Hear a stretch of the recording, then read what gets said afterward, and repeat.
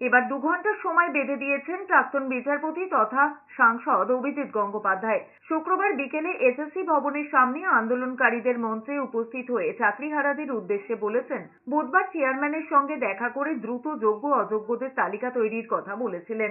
সেই তালিকা নিয়ে সুপ্রিম কোর্টে যাওয়া হবে, যাতে যোগ্যদের গায়ে কোনো আঁচ না লাগে। আশা করেছিলেন 2 দিনের মধ্যে হয়তো সেই তালিকা প্রকাশ্যে আসবে, কিন্তু তা হয়নি।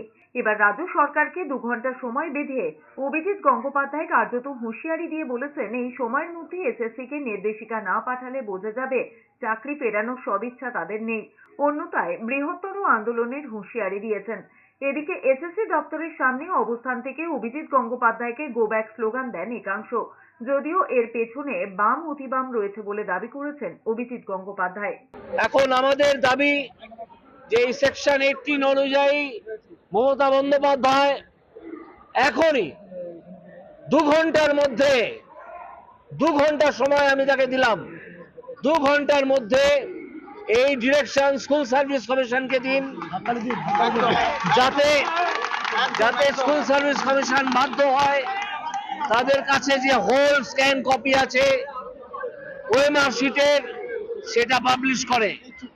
যদি তা না দেন তাহলে বুঝবো মমতা বন্দ্যোপাধ্যায় যে ভাওতা সেদিন দিয়েছেন নেতাজি ইন্ডোরে, সেই ভাওতাবাজিও এখনো চালিয়ে যাচ্ছেন এবং সেটা চালিয়ে যেতে ইচ্ছুক।